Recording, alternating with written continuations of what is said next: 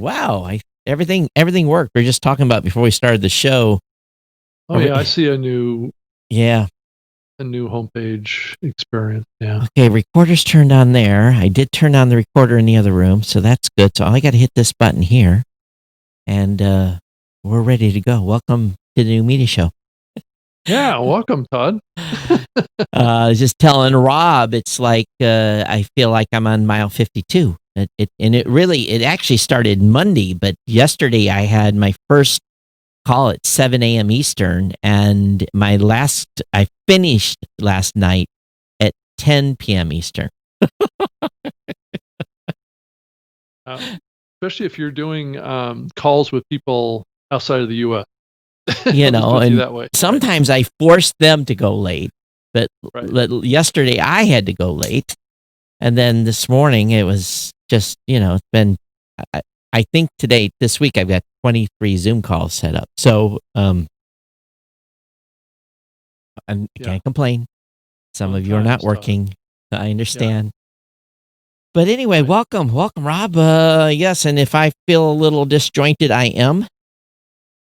And I did decide to wear something bright today, so that's good. Yeah, I got a little H2O here. So there is absolutely nothing going on in the podcasting space. So if you're listening, you can just hit stop. No, I'm just kidding. Right. There's no point in continuing, right?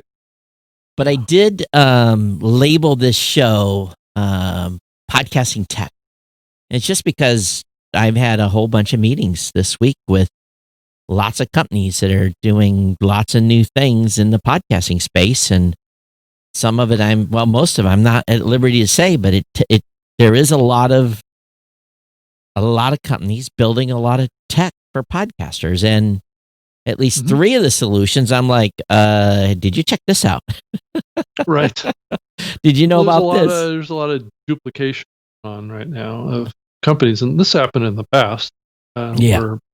Where people see an opportunity to basically mine some data from the medium and create services, and everybody gets the same idea. And by the way, kind of grows. And by the way, Joe Pardo, if you're watching, I started writing you a messenger this morning, and I wrote the title of my session I'm going to have at your event, and I got the first 3 words of the description written before my phone rang. And I haven't been back to it since like 8:45 this morning. So, Joe, I've got a partially written response to you. I got the same thing going on, too, with trying to pitch these virtual events that are coming up. So, anyway, it's a great Wednesday. And I think what we're going to see is lots of people trying, it's a lot of ad tech. A lot of ad tech. People are trying to really jump in the ad business, amongst other things. Well, yeah, and if you kind of throw another layer on top of this, is the whole privacy question, right? Which complicates the issue, and the IPv6 things are going to complicate things even more. Cookies going away. I mean, just a lot of changes, all kind of revolving around privacy, and it's going to drive these ad businesses a little crazy for a while until they get maybe some new models established. But Blueberry finally caught up. I put off for a year integrating with Headliner. Oh, you did. Yeah, we put it off for a year, and I finally told the dev teams, let's go ahead and put this in now that we have the Agile Scrum method. Right. I said, I have all this unclosed business. Let's get all this unclosed stuff closed. So that went live yesterday, and we retired some of our older tech for Headliner, and it's nice when you can just kind of flip the switch on something, and I don't have to do any more dev work on social. Right. Yeah. Headliner, go do it. And we'll just integrate with people that do stuff well.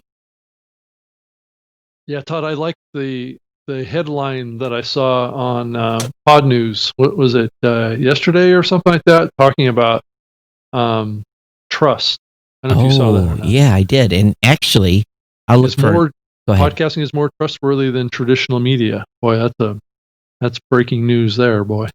But it is kind of funny that they would finally figure that out. Well, I think we've known this for a long time, right? Yeah. That's why post-read advertising does so well, right? It's about trust. And I know James is listening. And by the way, if you're on Facebook, say hello. If you're on YouTube, say hello. Check in. So we did get a couple emails from James. I got to be careful because some stuff things here he didn't want me to read. But he said, he said, "Hey Todd, listening to the new." It was both of us. Hey Todd and Rob, listening to the new media show while sending stickers out. That's good. We were looking forward to your stickers. Here's your list of who is certified. So he's been copying. Well, he's sending his own stickers. I know. Yeah. Yeah. Right. So he's sending some stickers to us. Says this is every podcast host that's out there, as far as I can find, and marked in red with an IAB logo, or those are certified. Some here don't appear on the IAB list. They're using the systems provided by their own owners. All right. So James, thank you for that. I knew you had that list. And then let's see here. Oh, should I start with the below not for publication? I guess I probably shouldn't.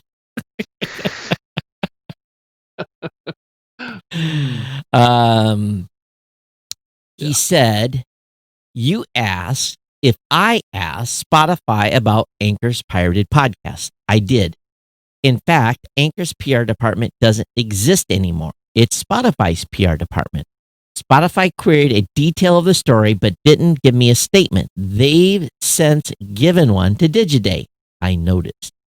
Regarding there's no link from Google Podcast RSS feeds, true, but he wrote a program to fix this, and I'll have that link up in the show notes. It seems to work well, and we've been using it. And those of you, you should check your feeds and check and see what Google's pulling, or how many different feeds it's. But you might find 10 listings for your show. Pod News runs instrumentation on our own podcast pages, and the RSS button is the third most popular. We see a lot of that as well. The RSS feed link is the third most popular? And on his site, yeah. Yes. He says there's no best practices for podcast directories and apps, so none of them know what links we should be used, how to display show notes, or any of that. If you're making a podcast app for fun, and there's a lot of those these days, then it would be really helpful for us as an industry to write a best practice document, and perhaps even to list podcast apps that comply with the best practice. Making a podcast app, here's what podcasters would really like. I keep banging this drum. And James, so just so you're clear, we were talking specifically about web-based public directories. Right. I think it's simple. A link to the podcaster's website. Right. A link to their RSS feed. Well, I think that can exist in a mobile app too. So Probably. I think a lot of those same principles can apply to a free exchange of trust-building information between the listening platform and the publisher, right? And that's proper attribution for the source, and that's just kind of fundamental to the industry that's been around for a very long time. But it does apply to the web too. Right? And here's a problem with directories, and because I run one, we know. Right. If I take all of anything that's in the body of your blog post and all your hyperlinks, and if I import all of that into my directory, that full context of data in my directory, and I'm doing that for 300, 400,000 active shows, there's going to be 1, 2, 3, 4, or 5 knuckleheads. They're going to link to something that when Google comes through my website and indexes my outbound links, which are your link, it's going to say, hey, you are linking to hack, something that's really bad, something that's been compromised. And guess what they do? They put me on an instant bad boy list. Right. And it is not good. So this is why us as a directory, why you don't see hyperlinks all the outbound hyperlinks in the body of your posts make it into our directory. Now, I've got initiatives and a backlog data of stuff to do so that at some point we'll be able to carry that data. But what will happen is when you click on that link, there'll be a pop-up. They'll basically say, right. hey, you're leaving this website, you're agreeing to go somewhere else, click, and then we'll send you on your way. Otherwise, Google will just, I won't exist on the web. And when you, and when blueberry.com/directory is, they just take Blueberry down. Right. So that's the problem of having, at least on a web-based directory, of the problem with having all that metadata. And do you know how much database space all that takes up? Because we have it. Right. Yeah. Didn't Spotify just announce that they were going to support HTML in the show notes? They did some. Podcasts? Yeah, there's some. But you know, but that's not a big deal for them because they're typically behind a password anyway, so it isn't a publicly searchable index. Some of their stuff is public, but I think that and for an app, it doesn't matter for an app either, because Google's not indexing an app. They can have that full body of hypertext links and everything, and they're not going to get penalized a bit for having those links and for it someone clicking on an originating outbound link. So, but a lot of the platforms will generate a show page on the web, like Apple does. Apple has a show page for every that's on the web for every podcast in their directory. I don't believe that they're displaying hyperlinks on those pages. Yeah, I be honest with you, I don't think I've looked. I probably have. Yeah, I don't think they are. Let's do here, new media show. Apple. So certain platforms are going to support hyperlinks and metadata, and other ones are not, based on their vulnerability to those type of situations. If you're in like a Spotify app, it's probably less of an issue, because then they can control access to that. I just found something, Rob. What'd you find? So when I search for new media show, let me back up one, and it just has we have the previous episodes, right? So let me go to the previous episode and click on that. Guess what it has? It's got a link on the episode to the episode website. And it actually links to that article. So this is something I had not realized. But yeah, all the hyperlinks have been removed from the text. There's hyperlinks here, and there's no, but they do link to the article now. So when you say article, you're talking about the permalink post? Yeah, the permalink post to the episode. Right. Also, this is something that we're aware of, but one version of Chrome right now has a bug. It's preloading audio. Oh, really? Yeah, on Macs specifically. It's not recognizing the tag that basically says no player, no preload. It's ignoring that. So there's one version of Chrome out there right now that has a bug. And it's doing it regardless of your settings. That's right. Player. That's a specific version of Chrome on Mac right now.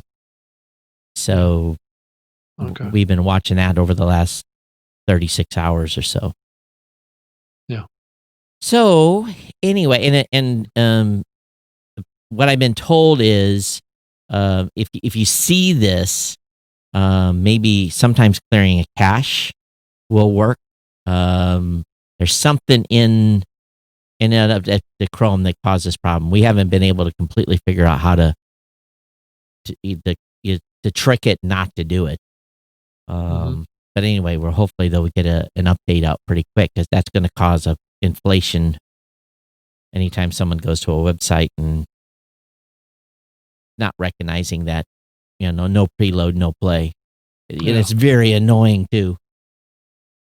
Yeah. Yeah. It just makes your stats inflated. Right. So Chrome, Mac, for the next, until they get an update out, ignore that number. Right. Oh, let me go off here. So anyway, so there's a hyperlink back to the to the actual website. So, a little bit of kudos to Apple for putting it in there, but it's not on the main listing. Yeah, you're talking about the episode page. Yeah, the episode page that you're linking to in your item post in right. your RSS feed. And actually, that's fine for me that they're linking back. But I bet you if I looked at the source code of this, let me go look at the source and then see if I do a little search here, Apple F, and let me type in the words no follow. Let's see here. There's lots of instances of it. Oh yeah, so they are maybe not. Let me look at it again, and I'll explain the significance of a no follow tag. Is basically they don't want Apple, they don't want Google to give some juice. Yeah, I think they have a global no follow link in there. I need to look at this a little closer. This is what I'm looking at right now. So those of you that are like, oh my God, what's that? Yeah, you can tell that I'm having a real easy time finding that information. Right. It's always fun trying to read RSS feeds. That wasn't that was the website, the complete website. That wasn't that's just straight HTML. Yeah, that's straight HTML. An Apple website HTML. I couldn't tell. Because I wanted to make sure. I wanted to see if the episode website had a no follow tag. Right. Because basically Google would say, "Oh, there's authority there," and linking back. So people are like, "What are you talking about?" So Todd, did you know that Audible now has a podcast subscription service that lives behind their firewall? I heard that, and there was actually something else that was said in that statement. Well, but did you? Oh, did I? Called Audible Plus. Yes. Gives access to exclusive Audible podcasts for $7.95 a month. Luminary, just based on comparison, is charging $4.99 a month for their subscriptions. But the podcast content isn't pulling from any RSS feed. But they said something weird in one of the statements, and I wish I had it in front of me because I actually was like, my radar went off because they said that they would remove podcast ads in one of their statements. Oh my God. If I find this, someone's going to have a field day with this. So Audible. Here we go again with Audible. Podcast ads removed. Let's see if that comes up with it. I think maybe this is where it was. Let's see if it may have been over here. So I guess Audible have emailed podcasters getting them to submit their RSS feed, but that submission is not necessarily for Audible. That's just for Amazon. Yeah. Okay. Here it is. Audible's reported signed a deal with Wondery to distribute its shows. The Verge says it's also working with Pushkin Industries and NBA on basketball podcasts. Celebrities including Alicia Silverstone, Michael Caine, and Josh Gad are also apparently part of the project, although no details have been announced. The content lineup is debuting free of advertising. The Verge says that includes the removal of any podcast ads already baked into the shows.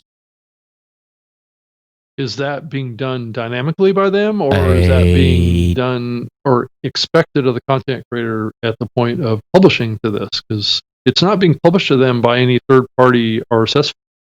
So purportedly, according to the press release, but these are deals done with individual podcast creators who have agreed, I'm sure, on some sort of rev share to remove the advertising from their shows that are going to be felt. Let's be frank.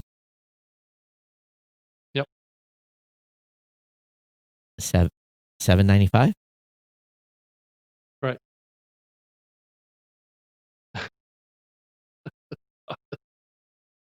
Rachel, Uh, Giziah, and I apologize to Rachel, head of U.S. content at Audible, told The Verge that the focus is on curation and not having every podcast ever published. That means that rather than scraping RSS feeds to populate a service, the company will instead strike deals with publishers, podcast publishers. What makes us distinct or different is really our focus on expertly created content and then also the high quality and the bar of narrative storytelling. That stuff with a beginning, middle, and end, she said. Yeah. So it's only going to be for certain Right. show producers that are wanting to get involved in premium subscription service distribution of their podcast. The question is, does that mean that content is no longer available outside of the Audible system? It is no longer a podcast. Via RSS feed. And if it is not available via RSS feed, they really can't call it a podcast. No, it's just content for Audible. But this isn't. Oh, Rob. How many times have they done this? I think this is like the third time. I think it's more, isn't it? Is it more? Okay. I mean, believe me, it's cool, and I think they were on the right track by calling them Audible Original, which I think they are as well. But I don't know, Todd. They have done this. It's either the third or fourth round of attempts to have some sort of podcast presence in Audible. And I hope Wondery or whoever's involved, cash your checks. You take that Amazon money and laugh all the way to the bank. I mean, let's be frank about it. I mean, Audible is certainly a pioneer in premium audio. They basically invented the medium. Really, if you go back and you look at these guys. I mean, I've known Audible since I began getting involved in online audio myself. So Audible's been around that long. They actually invented some of the very first MP3 players. Yep. Just to support what they were doing. So they are a pioneer in this medium, and podcasting is audio content and it's premium content. It's just that they've tried to skirt this line between podcasting and premium content, and they've done it. They've had a hard time making it work because you kind of can't be really in both places. So yeah. Stuff. Yeah, it is. So, it is an interesting move. I don't know. I guess we'll have to. Yeah, I mean, I wish them success with it. But it's hard to call content that's available in the Audible Plus platform, under a strict definition of what a podcast is. I mean, if we open up our minds a little bit and think, well, maybe when you use the term podcast, you're referring to piece of content versus how it's distributed. If you think of it as a reference to how it's distributed, not podcast anymore. But maybe people are changing on that. But I don't know what you think on that. Well, I don't know. I guess we'll see. So anyway, that's probably enough on that. Okay, so anyway, I read something today. I can't say. It's amazing how the context I can use. You have a conversation with someone, and that person is the first time they're ever having a conversation with you about a topic. Mm-hmm. And you got a half a page of handwritten notes about that topic. And it's original, very original. And again, no one else has talked about anything about that topic. And then a day or two later, you read something and you say, are my phones tapped? Yeah, right. How did they know about that? Right? And you're We're like, all thinking alike, Todd. And you're like, this big F word comes out of your mouth. Yeah. But it is amazing how often, because sometimes, you and I don't share company secrets between each other. We do this show, and what you guys hear is largely what we talk about. Maybe after the show we'll talk about something, but it's never like trading what, Rob doesn't tell me what Libsyn's doing, and I sure as heck don't tell him what Blueberry's doing. But we do talk about our companies a little bit. Yeah, we do, and everyone else hears it, so it's not like it's not like we're sharing any trade secrets here.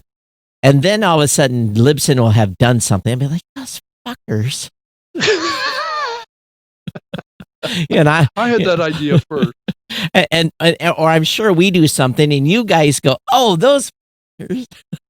Or one, it may not be you guys, but it might be, Captivate or someone else, but it's true.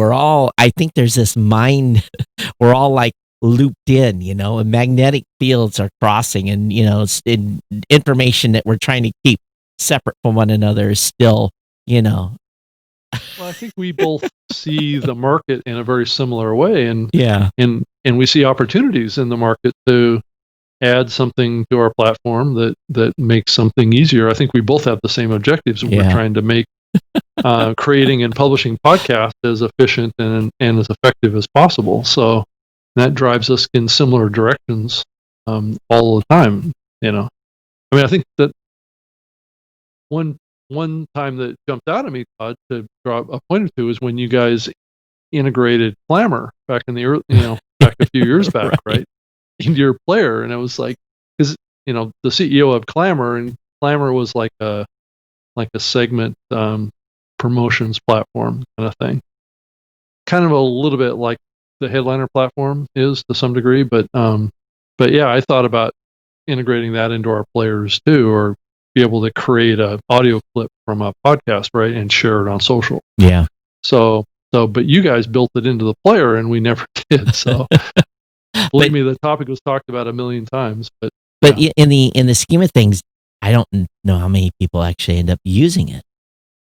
Oh yeah, and that's what you're always weighing is that sometimes really great ideas are great ideas, but sometimes those ideas don't actually have practical use by very many people. They're just good ideas. And I've got a what do you call it?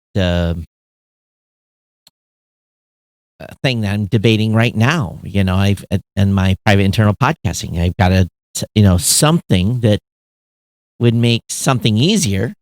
I guess that's being as cryptic as I can. Right. And I've got to debate whether I spend 3-4 days of dev time doing this thing, which on paper it looks great, but then does it get 5 uses, or does it get 1,000 uses, or does it change things completely? And you just never know. Sometimes you have to roll the dice, and then 6 months later, well, that was dumb. Yeah. Because every customer idea is not always best for business. Mm-hmm. Although we consider it, and we go through every one that comes in, and you're like, yeah, right. I mean, it's a gamble. Yeah. And when when you're not rich like you guys are, and and we have limited developers, we have to think real seriously about what's going to move the needle. It's hard to always have a crystal ball of what's going on. Hey Todd, does quality beat quantity in podcast advertising? I have a question. Quality beat quantity podcast. I think so. Quantity is definitely. I know. Okay, Geek News Central, I can't run more than 3 ads, or my audience starts leaving. 2 is the prime. I can do 2 good post-endorse ads on my show, and I'm good. If I do 3, I can't do 3 for a long time without negative consequences. I can run 3 for a couple of weeks. Right. But if I push to 4, there would be a mass exodus off the podcast. Okay, but quality in this context can also apply to the content quality. Does does an advertiser tend to get better results off of a show that's considered to be higher quality show? No. That's Has a nothing. very subjective Has nothing to do with it. viewpoint. Has nothing to do with it. It has 100,000% to do about host engagement. Or audience engagement. Right. Yeah, host engagement with audience. Right. Why are they saying quality content is better for the advertising? Well, yeah, so here's a quote. It says, for a marketer, the best thing you can do is get in the ear of somebody that's already engaged. So the premise is that only They said engaged. quality content engages, thus drives better ROI on the advertising side. Nope.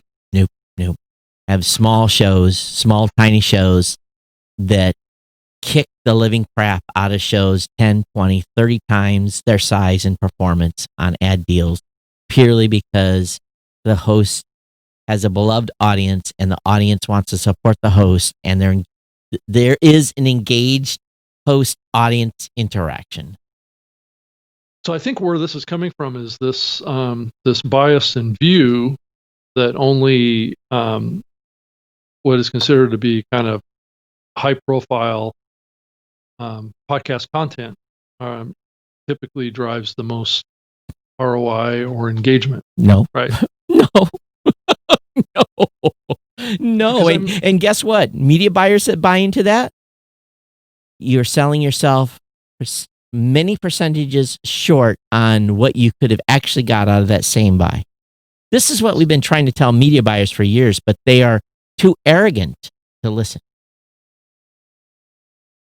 Well, the article that's out there that just came out a couple days ago, talking about this, uses as its reference of quality content is 99% Invisible podcast and Serial as an example, right? So those are outliers. Right. So, yeah. So there's a bias out there, I think, towards what people perceive to be is almost like public radio type style content as being the highest quality content, right? And thus the advertising models people are biased towards that model, right? The Wondery podcast, or not as much the independent podcast. I don't hear a lot of people talk about quality content is coming out of the independent podcast side. And if you map that to advertising, then you can kind of see where a bias can develop, right? There is a bias. There's been a bias for years. Right.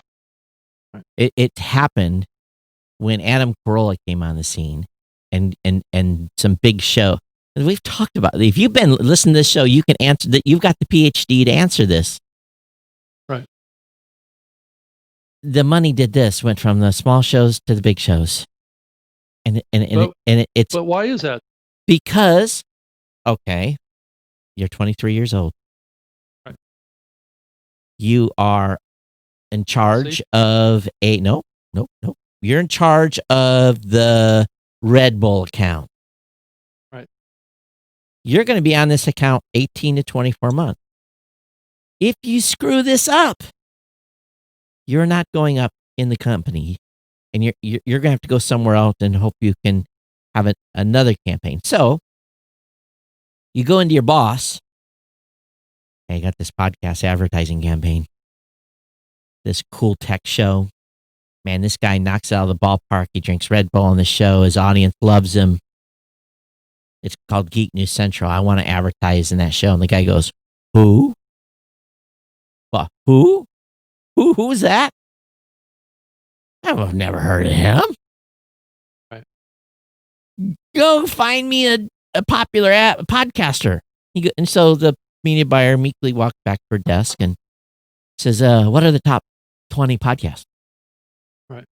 And he goes back to the boss and said, hey, I've got 99% invisible to run Red Bull. And the boss says, great, good job. Rob. Well, I have a little. Here's the secret. I'm teasing you. There's a punchline coming. They don't. Too. They don't care. They don't care about performance because they got 99% invisible. They will forgive performance to get the name. Right. Or the famous host. They just got on there. Now, guess what they can do? We got 99%, or we got Joe Rogan, or we got Roman Mars. Yeah, we got and we're on there. And so guess what that does? It causes that company that we got Roman Mars. And the ad group head explode. It looks good on paper. So when the performance comes in, maybe the performance is decent. It's decent, right? But if they'd have run on the little tech show, we'd have sold 25 truckloads of Red Bull. Compared to the 3, people are going to say, no way, no how. Right. But it's about engagement. But media buyers don't care about that. This is why we are where we are, and is why everyone says, oh, now we need to do programmatic with all this. They're calling old podcasts that don't have any ads in it, remnant inventory. Right. That's so they don't have to pay very much for it. They're calling all this content I don't want to call it remnant, but it's remnant. Yeah. Well, it's unused inventory, which typically in the radio jargon world is bargain basement price. Right. Yeah. Jim in the chat room said there was old saying in IT, no one ever got fired for hiring IBM. Right. Well, Todd, what's the punchline? Where I was leading this to was why we're seeing just a proliferation of these rankers. Yeah. These ranker charts is for this exact topic. Rob. Right. We should come out with a ranker. Because guess what's happening here? It's focusing all the attention on the shows that fit into that perception, right? And it's driving more advertising to those networks and those shows that are coming up in these rankers. We could. I own some really cool domains.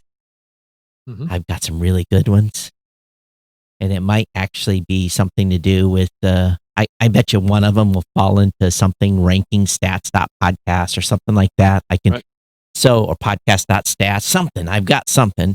We could put up a fake website and put the most outlandish top 100 ranker together.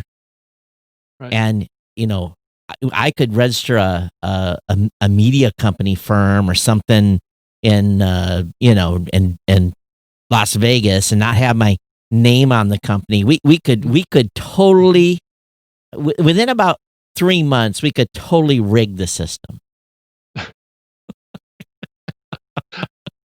Todd.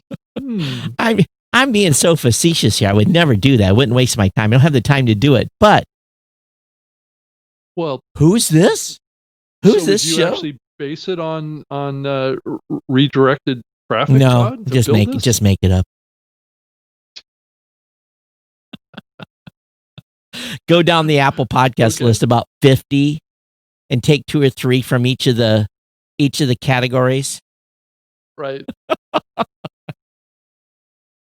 Yeah. So I'm trying to paint a picture here for everybody, right? Yeah. Of why we're seeing what we're seeing in the market today, and it is around bringing attention to select groups of shows that are that. How can I say this and have it be accurate? Just say it. Just say. I want you to put it out there. Certain networks and certain companies want advertisers to buy into. Yeah. Right? Yeah. So these rankers are serving a purpose to an end. They're not serving a purpose to be accurate. If you know what I'm saying. I absolutely, unequivocally agree. Yes. Yeah. Now, they may be accurate for their list. For their list. Relatively accurate for their redirected list. Right. Right. For their list. Right. So, but if you look across all of the rankers, guess what? They're all different. Right. So what does that tell you? Because if they were all stacked together and legitimately were ranked, there would be some pissed off people. There wouldn't, yeah, the advertisers wouldn't have this concept that's easy to grasp. But we don't get to $1 billion by having a couple of top 10 lists. Those 20, 30, 40, 50, 100 shows can't move $1 billion worth of ad revenue. Yeah, And just you want to look get at to look at the search marketing. I mean, you want to get to 2 billion, then you need to start looking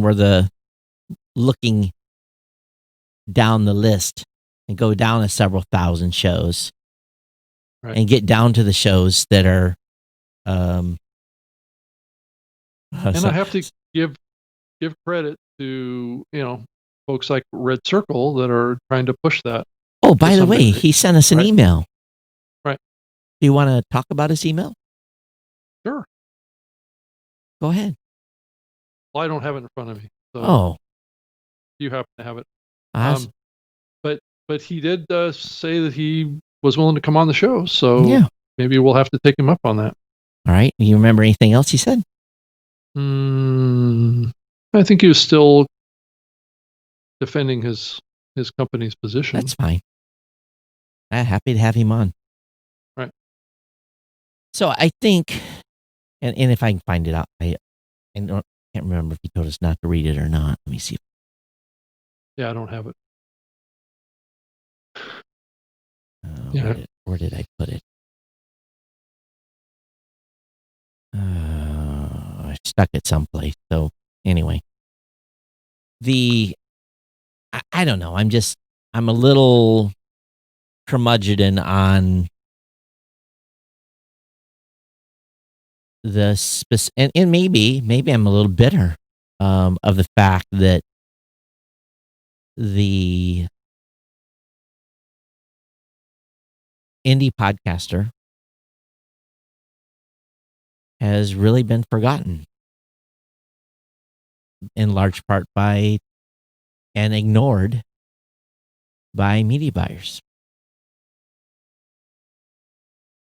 Well, yeah, I mean, it's a good question. How do we turn that around? There's got to be a way to do it. Rob, see my head? You've been trying, right? Is that what you're going to tell me? You see I have no hair? Todd, I think that's about genetic. No. It's from having 2 daughters, a son, Oh, and okay. media buyers that Yeah. Cause you to pull your hair out? Is that what you're saying? Yeah. Okay. it boils down to when I went to New York one of the first times, and this is really what and again, if you're a media buyer and you're not like this, then I apologize for categorizing you this way. But we didn't have no money. We were doing everything off our credit card. And I went to New York and went to into a media buyer. It was 28th floor on some big building in New York. And, I'm at that time, mid 30-year-old guy that's pitching in a JCPenney suit. Mm-hmm. And and good questions. And, there's a more to the story about what happened during that story. But when I walked out, the lead for that group, she actually grabbed my coat jacket and stopped me in the hallway. Right. And she said, don't you ever come back and present to me in a suit like this. And I was shocked. And we had no money. I didn't have $1,000 to go or $1,500 to go buy suit du jour with a label inside, right? And granted, I conformed, and when I go back to New York now, I wear the appropriate clothing wear. But that attitude, to me, And maybe it was just maybe it was wrong for me to assume that, but it just showed me that they care about the big brands. They don't care about the little brands. Well, they maybe care about the little brands as long as they're spending money, but they don't care about little shows. They want the big names, Right.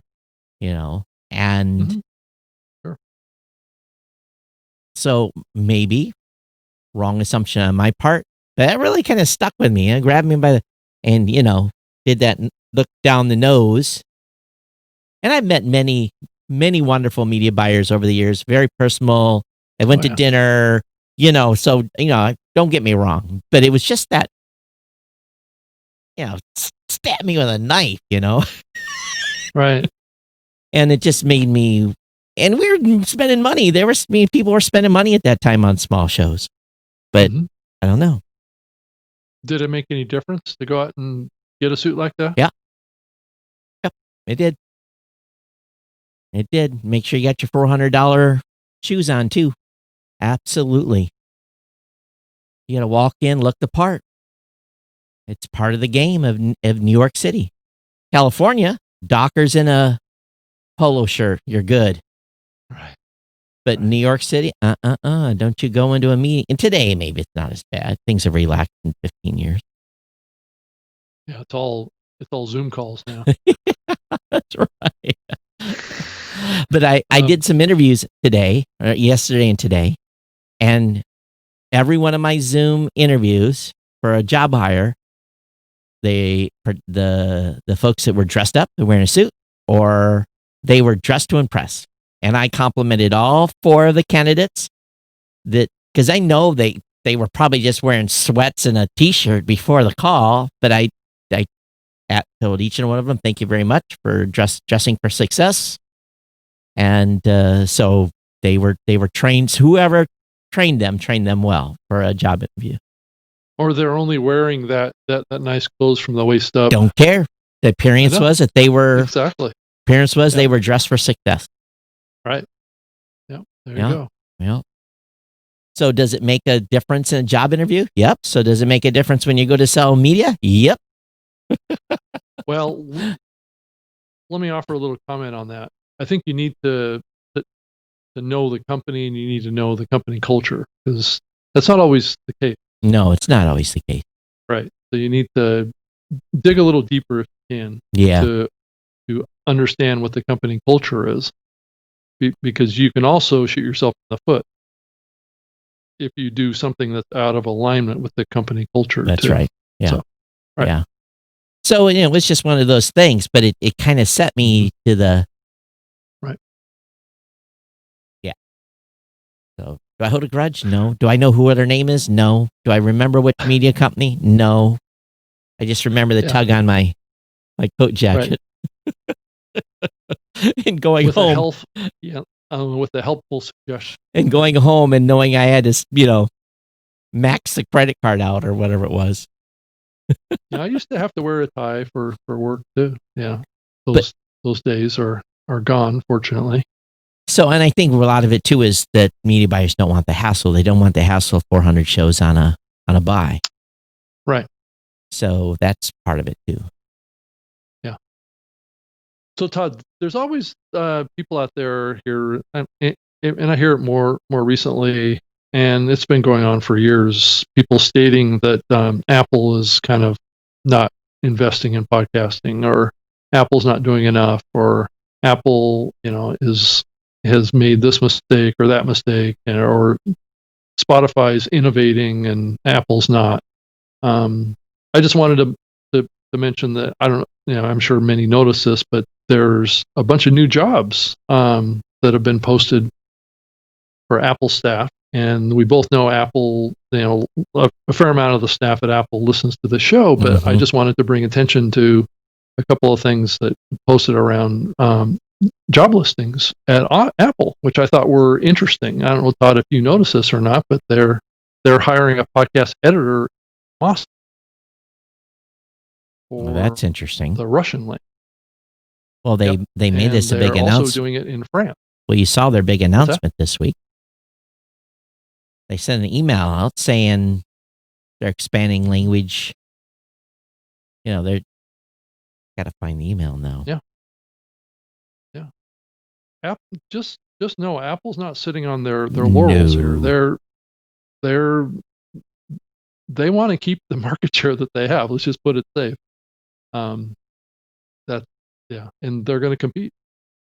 Hey, Mike, if you're watching, help me find that posting from Apple. Where is? Oh, I know where we put it. When you're in your Slack stuff, oh my God, it's a little crazy. Yeah. Right. Let's see here. No, it's not there. Where the heck did I put it? Where did Sean? Well, anyway, they had a big announcement about expanding languages and right. and stop supporting host and co-host pictures and more of that stuff. You have to I think it is safe to say that Apple or Spotify is pushing them a little bit, and I think Google getting involved in podcasting is maybe pushing them a little bit. What do you think, Todd? I think so. I would like to push Apple into expanding their RSS spec. Yeah, that and stop taking automated submissions from people like Anchor. Hey, Apple, please, because you guys can move it. I can't. If I could, I would just do it. I need a tag for transcripts. Right. I need a tag for proper pronunciation on smart home devices. For show titles. Right. I need those two. and maybe a third tag for a closed caption transcript link. Maybe 3. Mm-hmm. Right. Can you give us those 3? Add those to the spec. And I know one that's kind of bubbling around out there is and one that Podchaser's chasing as well. Not to draw a pun there, but is guest info. I don't think you'll ever get that. That'll be abused. I know. I mean, I know it's something that Podchaser offers, and Apple is offering it to a select list of shows. But if we could somehow build some security layers around this, it would be great to have that as well. For those of you that didn't get the email from Apple, says, dear podcast creator, we'd like to share some updates that'll help improve the experience for your listeners on Apple Podcasts and make it easier to manage your content. Search Enhancement, international expansion. Mm-hmm. Today on Apple Podcasts, listeners can now discover shows and episodes by searching audio in 10 more languages, in addition to English, Dutch, Danish, French, German, Japanese, Korean, Norwegian, Russian, Spanish, and Swedish. Japanese. You know how hard it is to do that in Japanese with kanji? With this enhancement, listeners can easily search for and find shows by title, topic, guest, host, and more with just a few taps. So this is important. This is an expansion. Title, topic, guest, host, and more. So Daniel, let's go figure out what the more is. Moreover, we are expanding host and guest images across shows and episode pages for a subset of shows in French, German, Japanese, Russian, and Spanish, making it easier to find related content to help fans dive deeper into the listening experience. These features are routinely added to more shows. So in other words, you don't get it by default.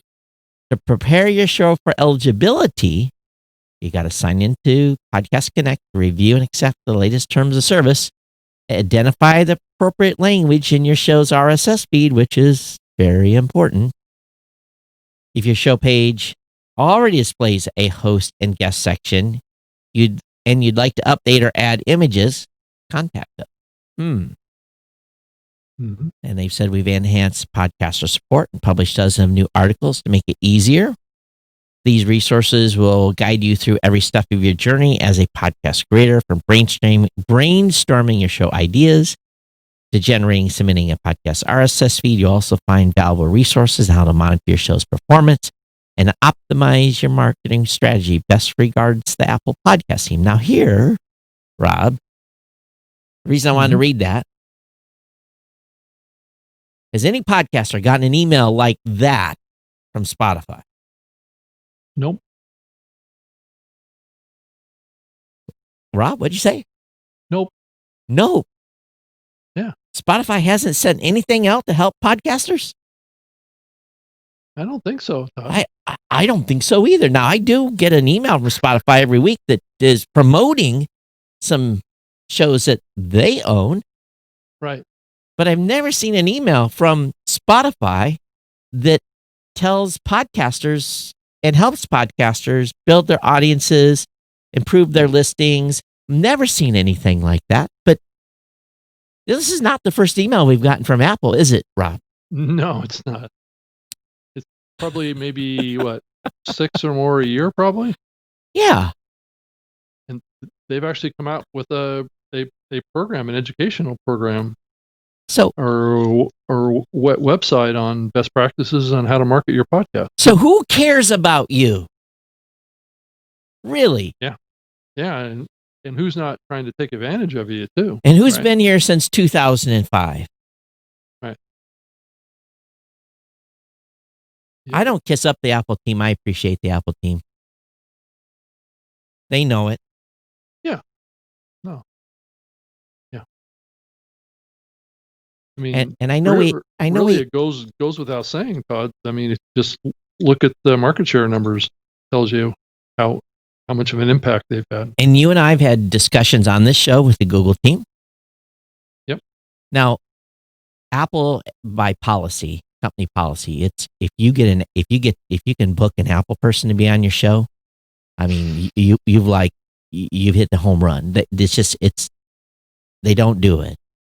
It's just and they don't do it for all of their product line. It's not they'll happy to talk to you at different events and talk to you on the phone, but they're very, Apple policy is very restrictive on what they can do media wise. So Todd, one time we came very close. Very close. and he's listening to this show right now, I'm sure. And he knows who we're talking about. So, right? But at the same time, well, maybe we ought to try to get the Spotify folks on here, Rob. I actually had the Spotify folks on my Speaker Live show, but guess what? I lost the audio file. So you don't have a good history with them. I did. I had it was a dedicated episode of my Speaker Live show with the Spotify team. And you didn't have a backup recording? Oh, you're such a bad podcast. No, I was doing it live on Spreaker. And I forgot to check the little checkbox that says save recording. You would think if you're doing a podcast on a podcast platform, that would be by default, and you'd have to uncheck that not to. Right, exactly. And so I lost that. And by the way, Mike, thanks for getting that to me in Slack. Mike saved the day. So, but I'll try and get. I mean, I know Courtney over there, so maybe I can get him to join us. So, yeah. Because if you don't, we're just going to speculate. Right. Come in and fill in the blank. Right. And give us assurances that you're not going to do what we're thinking you're going to do. Right. But we know what Apple's going to do. So. Yeah. I think, there's a lot of rumors flying around right now that they're going to get into premium stuff, and they've hired a woman to work on original podcast content. But the question remains, Todd. I don't know if I know the answer to this question, but are those podcasts that Apple is creating in their creation team, is that going to be just freely distributed outside of Apple's platform, or is it only going to be on Apple? Rob, and be honest, just to be frank, I'm not following it that close, so I don't know. Yeah, I'm not sure either off my head. I know that there's audio that's being produced that you can see on your iPhone. Yep. That's being produced. That's formatted like a podcast. I just don't know if it's being distributed or heard on other listening platforms. But, there's some things we need. And as an industry, we can't seem to get enough groundswell. And unfortunately, I would more than, I know you're yelling at me, James, but Apple says it's going to happen. Everyone will adopt it. Mhm. So as a podcast host, if I can't get it one way, I'm going to do everything in my power to make suggestions to those teams to please consider. And this is not new. We've been talking about this for a while. There was a representative at one of our meetings that we had, part of a coalition thing we were trying to get going, where they know what the industry wants, and I hope that Right. they will take up the mantra and make it happen, because Right. that's the only way we're going to get industry adoption for some stuff we really, really need. Right. And there's more. I just named 3 tags. There's probably 20, but those are, in my Mhm. mind, the 3 that we need the most. Right. Right. And I know that James has been pushing on me to get some subcommittees going at the Podcast Academy. I'd like to have a country of origin tag too in podcast RSS feeds. Right. Right. I'd like to know if a Or podcast, city too. because the country, you set the language tag, but it doesn't mean it's from Right. France. Right. So I think country, state, and city. I just need country right now. No, I know, but I mean, ultimately, I think that's what would be ideal. Yeah, I agree, Todd. So, what do you think? Do you think I should really push to have a subcommittee Yeah. under the Podcast Academy, like James keeps pushing me for? How else are we going to, I can beg Apple all day and they can snicker, Right. but they have their own internal policies they got to deal with. This is not something that somebody just say, "Yep, let's do it." That's a Right. big meeting with a big boss. I'm sure that they just can't make an implementation, because guess what? And they have to support it, and they have to dev for right. it.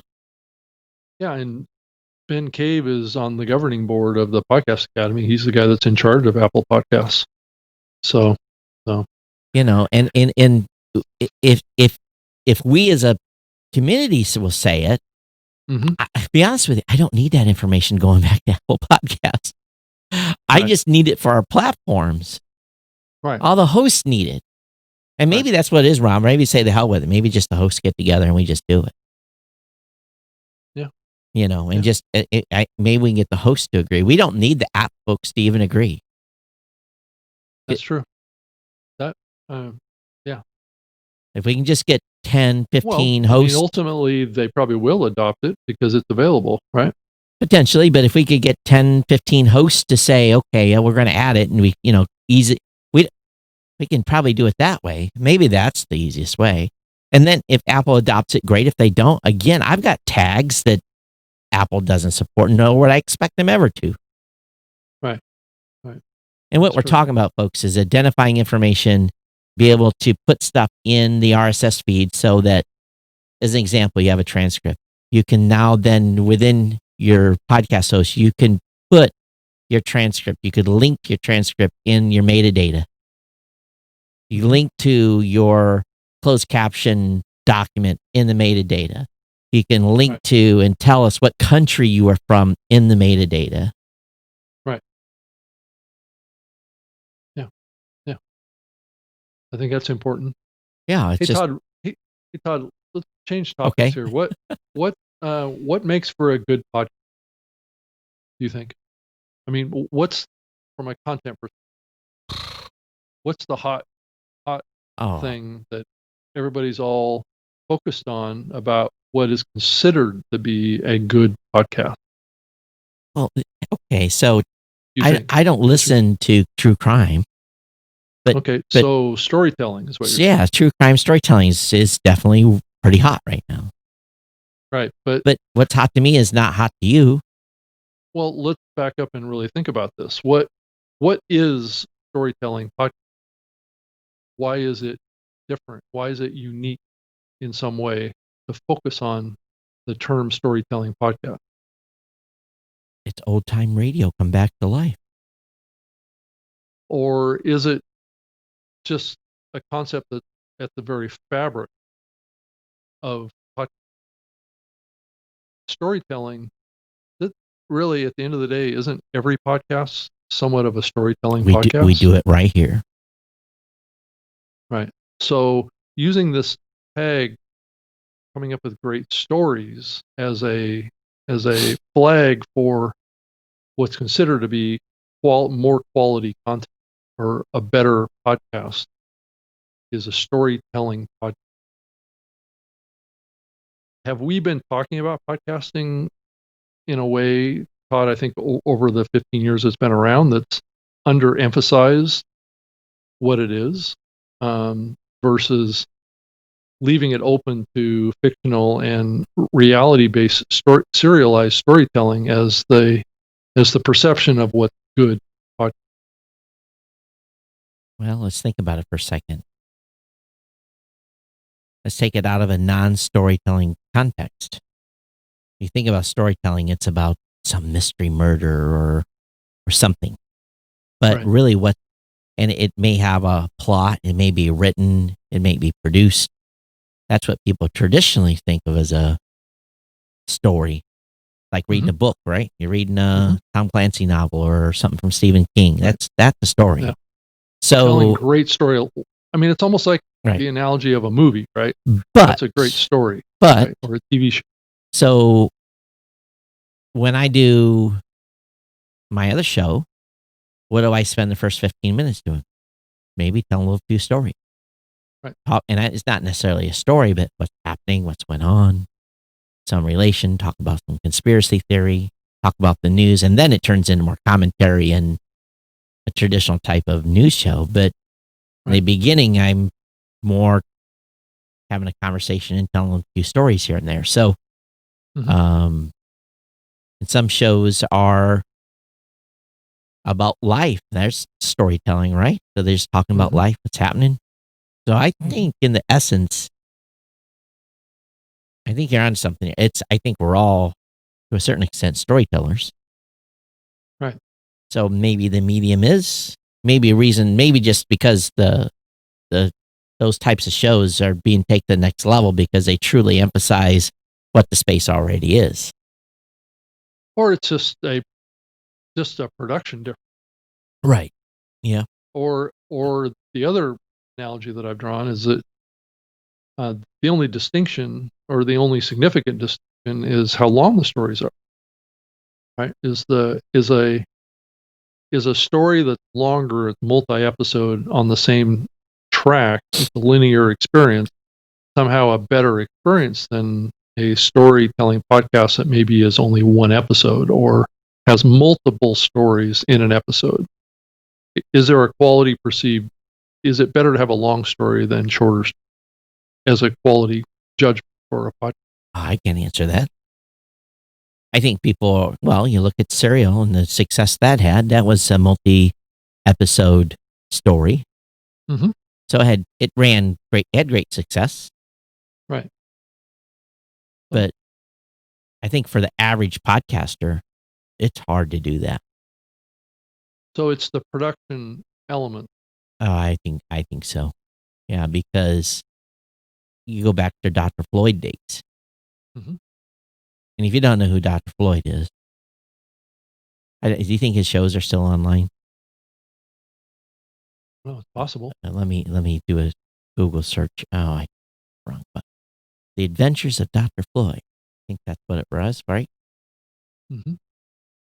And for those of you that don't know, I think this was the first true, what would you call it, drama?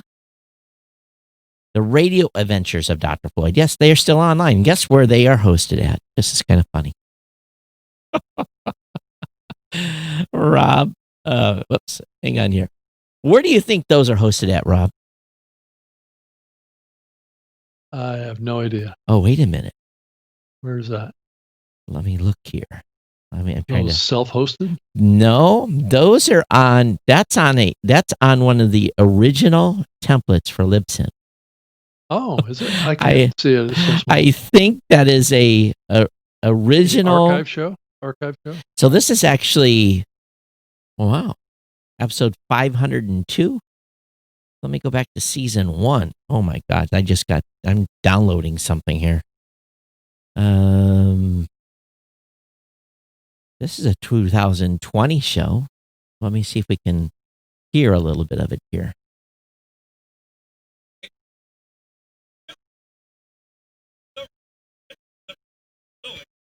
So it's dated August 23rd, 2020. Okay. So anyway,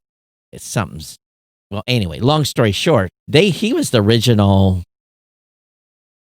multi-person true storyteller podcast, right? Mm-hmm. Yeah. They did real well back in the day. Right. So I don't know. Maybe I've taken us off track here. Well, no, I'm going to read something really quick here. A story well told can be very fascinating or interesting, no matter what the subject is. Right. Mm-hmm. So really, it's a matter of finding people that are telling great stories. So when you look at like a Joe Rogan, or you look at a show even like this at the spectrum that is, isn't what's engaging about this show is telling a thought line, right? Which is a story. It can be fictional or it can be theoretical. It can be reality. There are really talented people that don't have the backing of huge legacy media companies that can tell these stories, and they have something really important to say, right? So, the spectrum of storytelling podcasts, really at its core of this medium is much broader than I think many perceive the term storytelling to be. I think there's a perception that's the large team productions, and it doesn't include podcasts like this one or Joe Rogan as considered to be under that definition of a quality story. Gotcha. Oh, I Right. stand corrected. Hey, Dr. Floyd, if you get wind of this, you aren't on a Libsyn site. You're on a WordPress site using a very old version of WordPress and a very old version of PowerPress. Oh, really? It's very old. Update.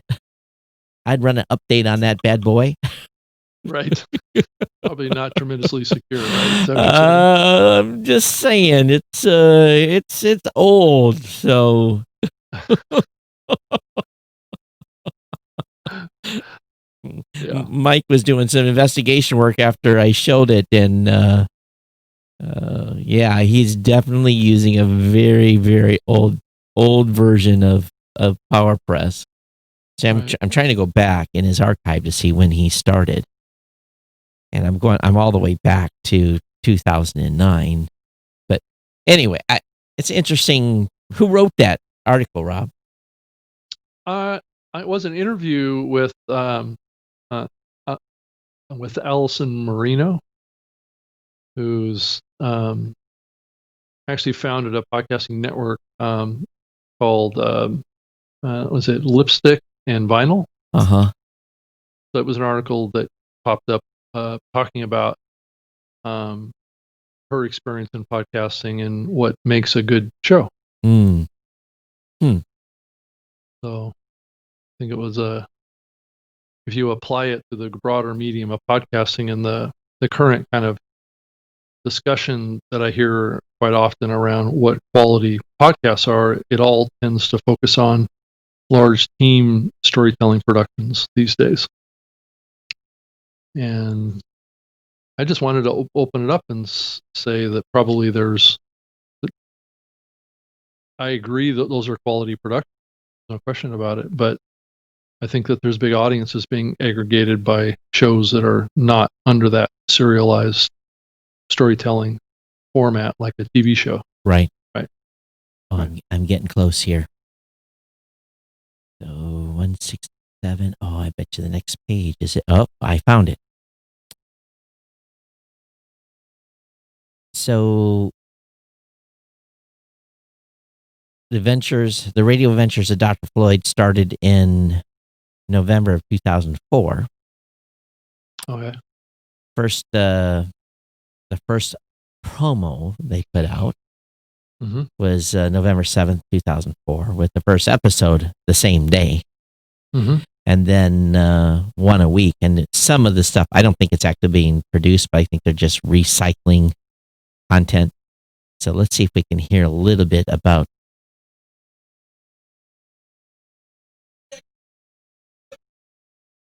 Yeah, if you guys can't, I maybe I'll have to link to the episode, but it goes all the way back to 2004, and it's probably the most highly produced show of the early days of podcasting.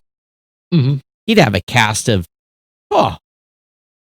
Clinton. If Clinton's on today, he was at one of those some of those live events that they did. There was lots of people involved in that show in the early days. I don't know why I'm stuck on this, but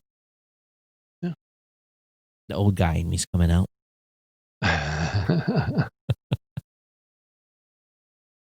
Yeah, I don't know. I just I see a lot of, as I said earlier, we see a lot of stuff coming in the podcasting space, and it's exciting. I was talking to it was one of the people we interviewed, and she asked me, she says, what kind of people are creating podcasts today? And I just kind of went through this list, and I don't think there was a segment of society, a segment of business, a segment of, I think we've hit it all at this point. Is there a segment of our society that is not podcasting right now? I think it's just there's areas I think that are still undeveloped. Oh, there's some definite areas of weakness, right? And I think the part that's growing really fast is content coming out of other places other than the United States, and in other languages. There's definitely more content being produced now than ever. Yeah. So the rest of the world's catching up. Yep, indeed. So, a few things in the chat room. Seth Goodens Akamibio, did I pronounce that wrong? It's pretty simple and a great storytelling show. Brett says, any podcaster screening serial level production quality is nearly impossible. That is true. Brett says, do people tend to equate storytelling to produce works of fiction? I think that's probably, well, there's some good storytellers out there that aren't doing fiction either, but there are some that are. Yeah, I think it can be a similar production style. Content certainly is produced differently. Is audio drama growing? I don't think so.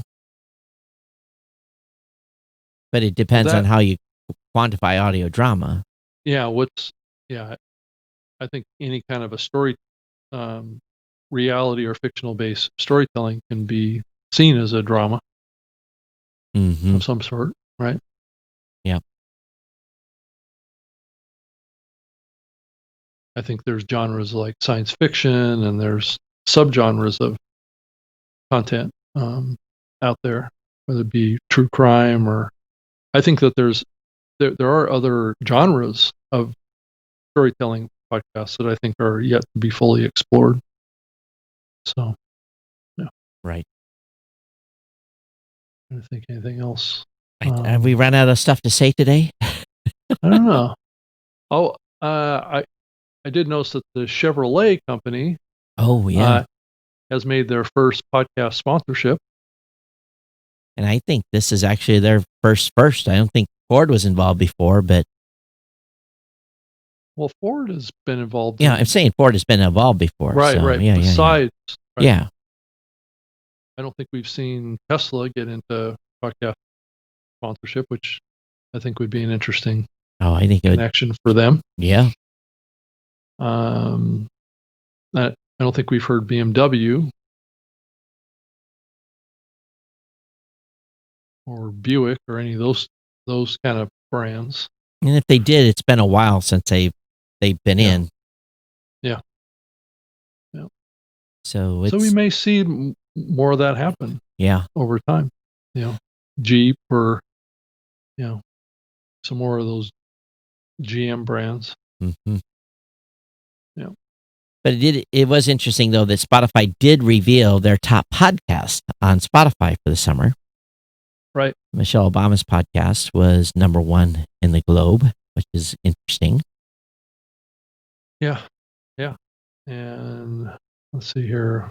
In the top 5, News Now from NPR, The Daily, Call Her Daddy, and TED Talks Daily. Those were like the top 5. Of none I've ever never listened to. Right. Not at all. And there was something else I was going to talk about here. I guess it wasn't that important. Right. I think I'm out of juice, Rob. I think we're dragging here a little bit to keep the show going. Yeah. Okay. All right. That's fair enough. I think we can let people go back to their normal life. Yeah. And I think we had good participation in the chat room today. We appreciate those of you who are here. And Right. I wasn't watching YouTube pretty close, so I'm going to look over there now. And oh yeah, Beauty Bubble says, Todd, you crack me up. Specifically, what? Try to have a little fun here, you know. Right. Right. So I did see that Marco Arment did a podcast here recently. So what was he raging on this time? I don't know. I didn't actually hear the interview. I just saw that he had done one. I haven't listened yet, but it would be good to have Marco on. Hey, if we could get him, that he's got unique perspectives and quite the defender of the space, to be honest. I think he's very much a defender of the openness of it. Yeah. Right. Yeah, for sure. Yeah, and to some degree the non-commercialization of it too. But yeah, I'll try and get him on.